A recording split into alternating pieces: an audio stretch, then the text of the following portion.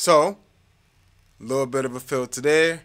So, hey guys, welcome to another All Bass Creations Effects Tutorials, Demos, and Review. Today we'll be going through bass filters and how they can be useful to your playing.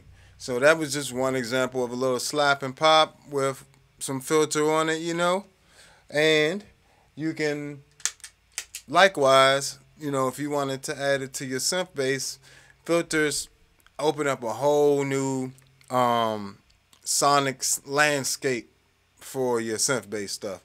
So here's a little synth bass, just a little bit.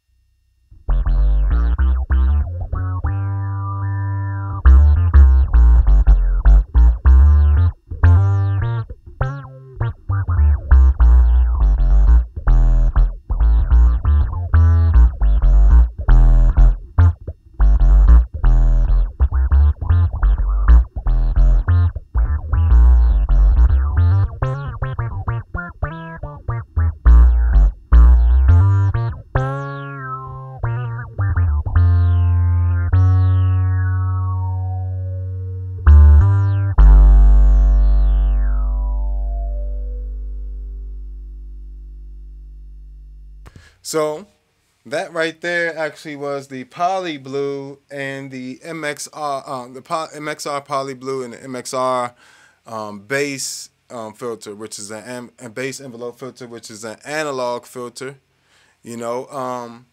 So just getting into it. You got digital filters, you got analog filters. That was the analog one. Digital ones, I'll give you examples of those as well. You'll find some of those like on stuff like multi-effects units, and you'll find some pedals like that that are digital envelope filters as well. But pretty much it's an effect that sweeps the frequencies and gives you that wow or wow, you know what I'm saying, type of sound. So, sometimes the filters are opening up and sometimes they're closing.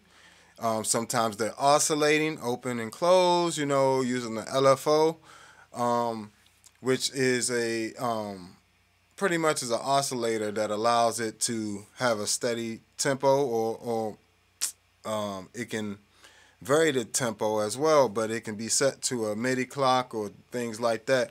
A good example of that would be Electro-Harmonics Blurst, which I have, and I'll give you an example of. I don't have it on camera. Unfortunately, my other camera went down on me, or it's kind of making my system act up right now, so I had to take it off so I can get this video done for y'all. So, but I do have the Blurst and the bass Electro-Harmonics bass balls on the floor, which you can't see. What you're looking at on the screen here is my pedal board that's sitting on the keyboard stand. So it's above. It's a keyboard stand holding the keyboard, and then there's one holding the effects pedals there. So let's get started a little bit more here than we have. So let's dial it back. Here's my bass dry.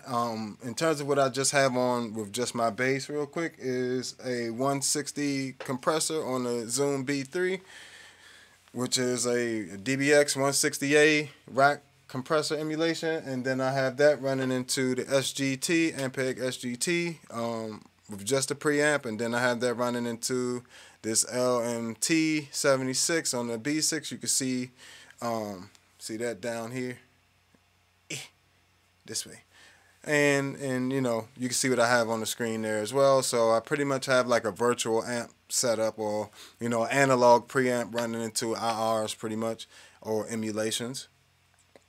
So let's get started here. We're started with the MXR analog filter, so let's start there. Great sounding filter.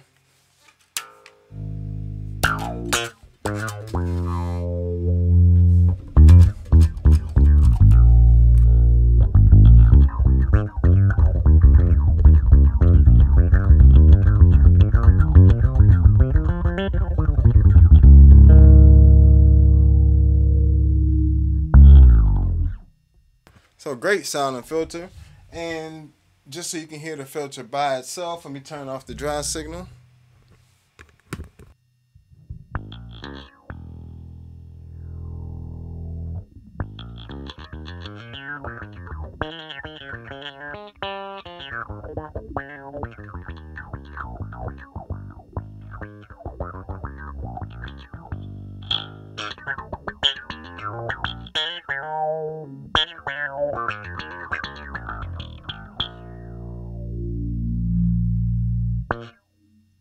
And so that's why we keep the dry signal in there. I prefer envelope filters allow you to keep that dry signal in there because that dry signal keeps your low end intact.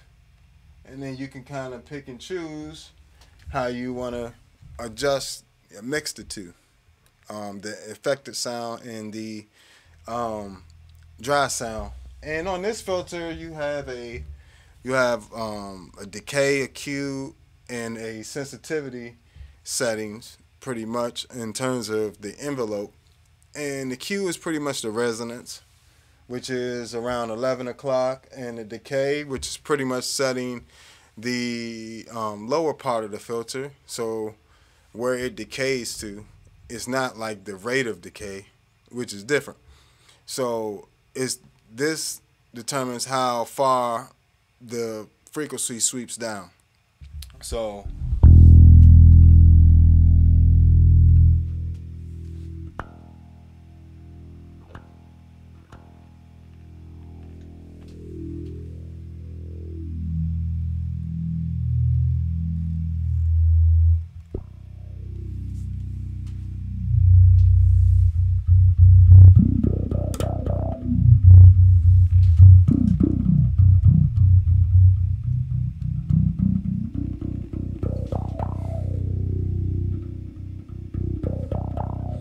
So as you can hear there, it was it controls the bottom of the frequency where it sweeps down to, because it's a dynamic filter, so it depends on your input level to open the filter or close it. So if you're above a certain threshold, it's going to stay open. As you can see there, it's like wah, and then you go wah, wah, around down the bottom. Once the string started to vibrate a little less, the volume came down, the filter closed more. So, and that is set down. That sensitivity is set by, well, that part of the how it interacts, how your input interacts with the envelope filter is set with the sense knob, which is short for sensitivity. Okay, so then you got the Q knob, which pretty much turns up your resonance. So pretty much how aggressive the filter is the way I look at it. Or a simple way to look at resonance is how aggressive something becomes. The more resonant it is, the more aggressive it is.